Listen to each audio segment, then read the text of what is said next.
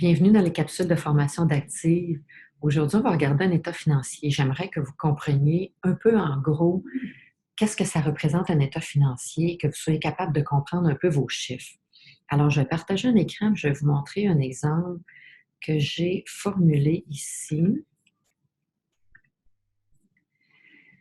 OK, donc ici, un état financier, la première chose, il y a des résultats, il y a un état du bénéfice non réparti et il y a un bilan, OK? L'état des résultats ici, c'est vraiment vos revenus moins vos dépenses. Donc, ici, c'est vos revenus que vous gagnez. L'état est toujours présenté avec 2 années là, pour que vous ayez un comparable. Les revenus ici, donc, c'est vraiment les revenus que vous faites, dans le fond. Donc, vous avez vos revenus moins vos dépenses, OK? Ça vous donne un bénéfice avant impôt. Et puis, on calcule un impôt. L'impôt, en passant, est de à peu près 19 %. Ça dépend, là, il y a quelque chose d'à travailler au Québec aussi qu'il faut calculer, mais mettons en 19 et 22 % pour du revenu actif pour des petites compagnies. On n'ira pas plus loin dans les taux d'impôt, mais comptez entre 19 et 22 % d'impôt sur le bénéfice et ça vous donne un bénéfice net.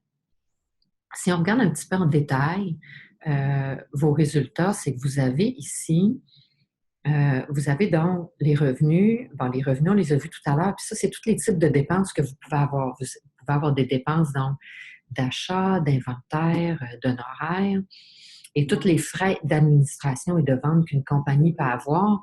Donc, des salaires, des charges sociales, du loyer, des placements, etc. Donc, tous vos revenus moins vos dépenses. Donc, ça, c'est toutes vos dépenses. Et ça se retrouve ici dans vos dépenses. OK? Donc, vos revenus moins vos dépenses vous donnent un bénéfice, moins vos impôts vous donnent un bénéfice net.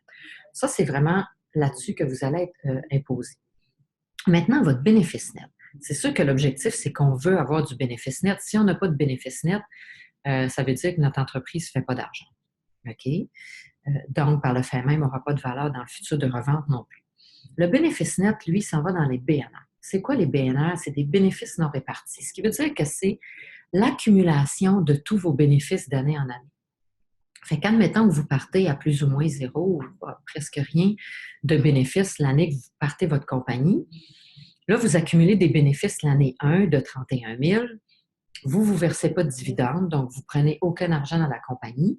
Donc, l'accumulation de vos bénéfices nets est de 31 000 à la fin de l'année 1.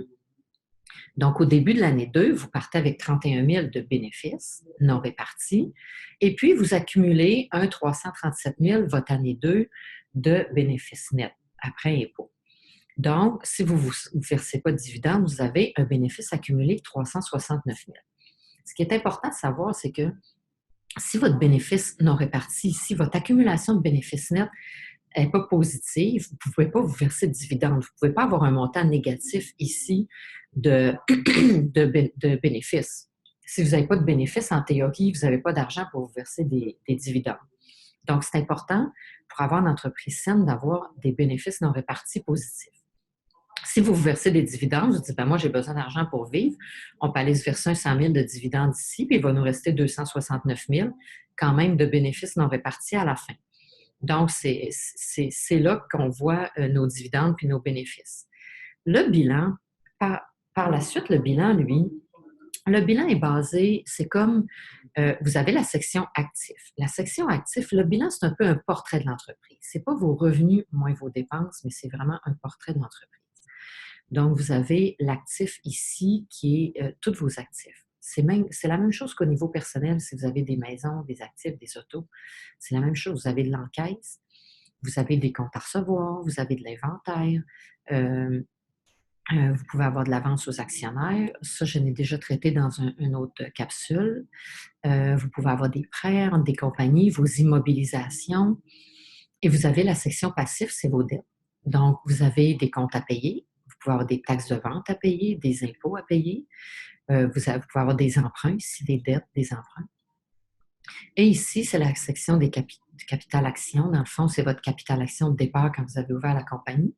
Et vos bénéfices ici qu'on avait dans notre bénéfice, notre accumulation de bénéfices nets, qui est un bénéfice non réparti, se retrouve dans votre bilan ici dans votre section du capital action. C'est c'est votre participation à vous qui est là. Donc, le bilan, c'est vraiment comme une image de votre entreprise. Vous êtes rendu où? C'est-tu sain financièrement? Vous allez voir, il y a plein de ratios qui peuvent se calculer, mais j'ai-tu beaucoup trop de passifs ici et de dettes à comparer à mes actifs, etc.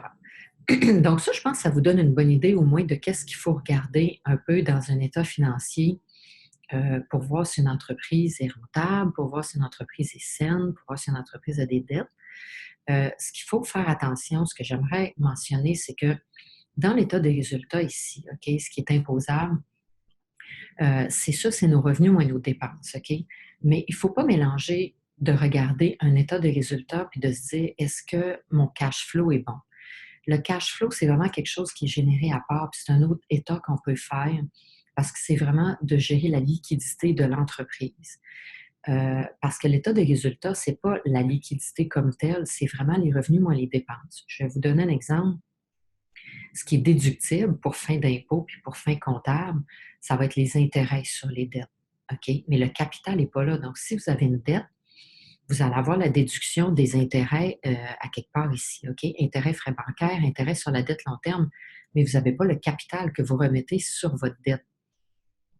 Donc, dans vos résultats ici, vous ne pouvez pas vous baser et dire ah, mais si j'ai 100 000 dans mon encaisse, je fais mon analyse et puis je vais être correct dans mon encaisse puis je vais avoir assez de liquidité. Parce qu'il y a des facteurs comme ça, comme l'amortissement, comme le capital sur la dette, qui ne seront pas traités de la même façon.